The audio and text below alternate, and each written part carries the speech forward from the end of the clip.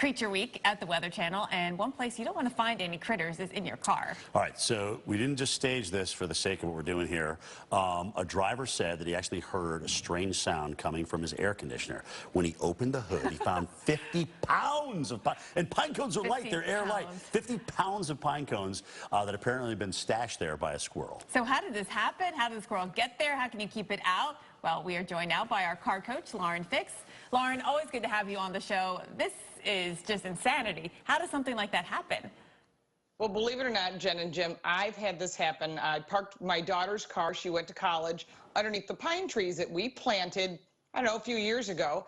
And I start the car up and I'm like, wow, this doesn't sound right. And as a mechanic, you know, you think I can look this up. I pop the hood and I'm like, this is weird. Why are there like pine needles underneath? Well, the squirrels have decided that when you shut your car off, it's nice and warm, and they decided to move into my air filter box.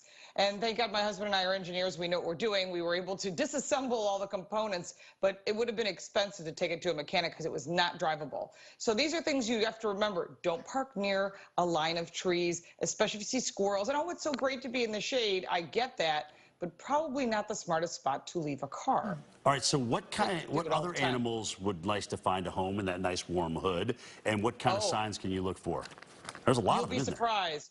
Yeah. We've seen possums. I did a segment for another network. We found a possum underneath, and when they popped the hood, it was nasty. It bared its teeth at us. We were like, okay, that was an experience.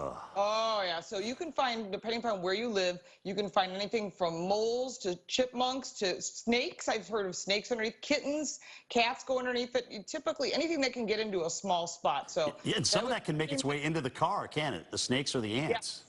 Yes, they can, and that answers another one. It's a real serious problem because, first off, in order to save money and be environmentally friendly, they're wrapping the new wiring in soy, which tastes sweet to them. So they eat the wiring. They also can make homes underneath the seats. So we restore cars. So one of the vehicles that we bought recently, it smelled terrible. So you kind of got a clue because usually they leave us a little present. But they will eat all the foam underneath the seat cushions. They'll eat the wiring. They'll move it under the dash.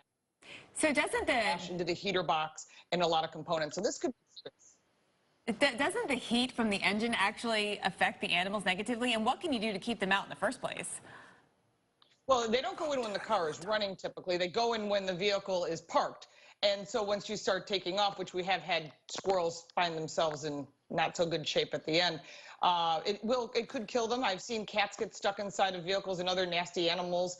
Sometimes you have to get a technician to remove them properly, and you probably don't want to do that yourself if you don't know what you're doing. Lauren, one more thing, even though we're out of time. We've shown videos of bears, literally for the last month, of bears getting in cars. What's going on here? Is it the food left in the cars? That. Well, it's the food, but also you could lock your vehicle in your driveway so you don't have I've seen the bear open the door in the BMW and kind of move in. I don't think I'd want to do the repair on the interior. I think that could be excessively expensive.